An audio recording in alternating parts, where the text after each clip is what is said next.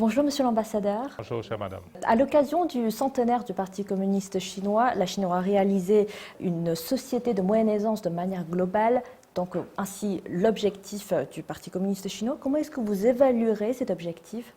Avant même de répondre à cette question, permettez-moi d'adresser mes remerciements ou mes félicitations, j'allais dire, aux dirigeants du Parti communiste, au peuple chinois pour la célébration de ce centenaire. 1921, juillet 2021, ça fait effectivement bien 100 ans. L'objectif premier était donc de construire une société de moyenne aisance. Est-ce que le parti a tenu ses engagements? Oui, certainement que le parti a tenu ses engagements.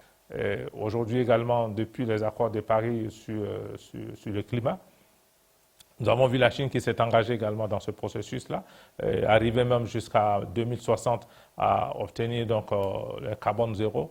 Et tout cela, je pense que pourra permettre l'avènement d'une société comme le souhaite donc le président Xi Jinping. Êtes-vous déjà allé dans d'autres endroits en Chine, surtout peut-être dans des campagnes en Chine? Comment constatez-vous les efforts de la Chine sur la réduction de la pauvreté? Ce que je dirais, ma première impression, c'est que quand vous quittez Pékin, qui est la capitale, que vous allez dans d'autres villes, que vous allez dans d'autres régions, que vous allez dans d'autres provinces, il y a une forme d'harmonie dans le développement de la Chine. Vous ne trouverez pas des régions qui sont moins développées que d'autres. Le développement, elle est global, elle est harmonieuse et elle concerne toutes les régions. Le modèle chinois est un modèle de réussite et d'école pour nous en Côte d'Ivoire. En 2010, le taux de pauvreté en Côte d'Ivoire était de l'ordre de 55 à 60%. Et aujourd'hui, nous avons, avec une politique très ardue, mais peut-être qui n'est pas aussi réussie comme c'est la politique chinoise, nous avons aujourd'hui un taux de pauvreté qui est avoisine autour de 28%.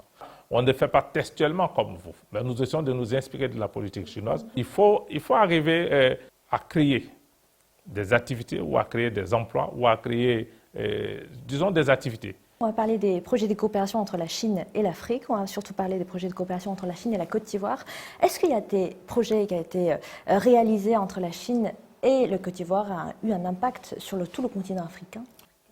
Non, à ce niveau, je dirais non, pas pour le moment. Mais en revanche, en tant que pays membre de la communauté des États de l'Afrique de l'Ouest, ce que nous appelons la CEDEAO, nous sommes en train de travailler d'arrache-pied sur un projet, j'allais dire intracommunautaire, qui puisse donc avoir un impact sur l'ensemble des pays de la CEDEAO. Je peux vous le dire, il s'agit donc d'une autoroute qui doit partir de Lagos et qui traverse pratiquement toute la zone de l'Afrique de l'Ouest jusqu'à Abidjan. En ce qui concerne mon pays, la Côte d'Ivoire, les projets de coopération entre la Côte d'Ivoire et la Chine sont énormes et je pense également que tout cela a un impact aujourd'hui sur la population ivoirienne. Je vais parler des projets d'infrastructure, je vais parler également du secteur privé, où vous avez aujourd'hui beaucoup d'entreprises privées chinoises qui sont installées en Côte d'Ivoire.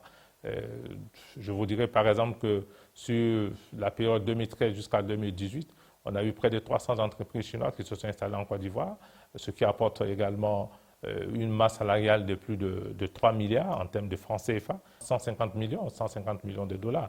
Et je pense que tout cela apporte un plus aujourd'hui à la population ivoirienne. Ces entreprises-là sont source de création d'emplois également. Merci, Monsieur l'ambassadeur. Merci beaucoup et je souhaite en tout cas longue vie au Parti communiste, longue vie également à la Chine et plein succès.